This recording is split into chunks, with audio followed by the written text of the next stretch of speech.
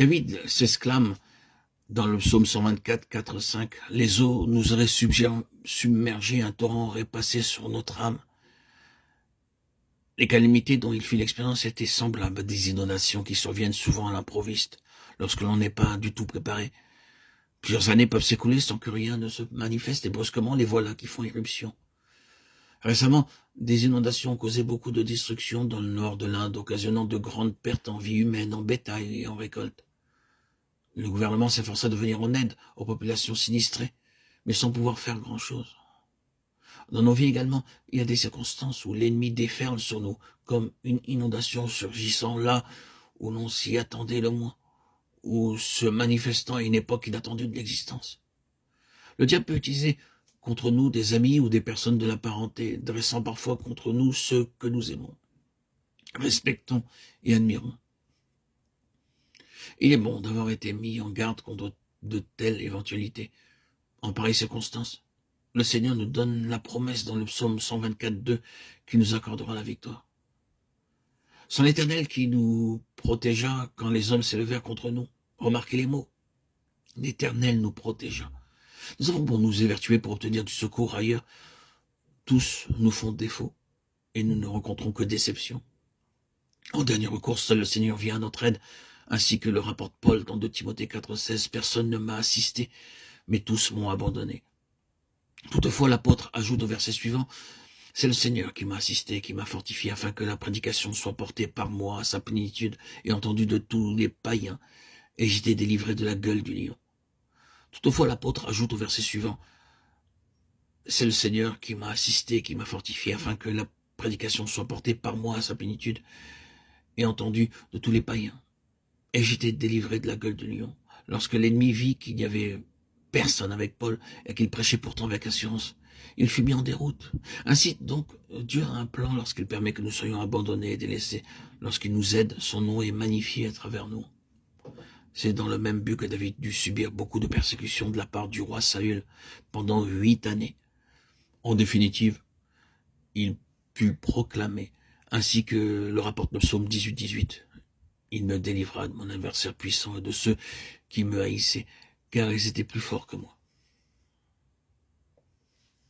Alors que Saül en voulait à sa vie et tenta de le tuer à 3 reprises, pas un seul ami ne vint à l'aide de David, et sa propre famille ne lui accorda aucune protection. Il ne put trouver aucun refuge dans la maison de Dieu, et les étrangers avaient peur de lui. Il se cacha finalement dans une grotte appelée Adullam, où il séjourna longuement. C'est alors que la présence du Seigneur devint très réelle et très précieuse pour lui. Il fallut qu'il prie et compte sur Dieu pour toutes choses. La nourriture, la protection et un refuge. Personne ne fut capable de l'aider dans toutes ses difficultés et ses tourments. Les 400 hommes qui se joignirent à lui pour être ses compagnons étaient aussi dans la détresse et dans les dettes. 1 Samuel 22, 1-2. Ils étaient encerclés par l'armée de Saül, sans ressources, et ne pouvaient sortir de la caverne pour obtenir de la nourriture. Pourtant, le Seigneur les aida. Vous constatez ainsi qu'à travers nos détresses, nos afflictions et nos épreuves, nous sommes attirés dans son intimité. Nous pouvons mettre à l'épreuve sa fidélité en toutes circonstances, alors qu'il n'y a personne pour nous venir en aide. Dans le psaume 18, 19, 20, nous lisons que David fut emmené en un lieu large et opulent.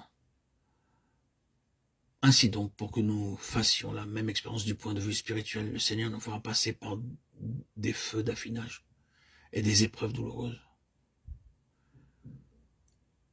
Au début de notre vie spirituelle, Dieu nous épargne de telles circonstances.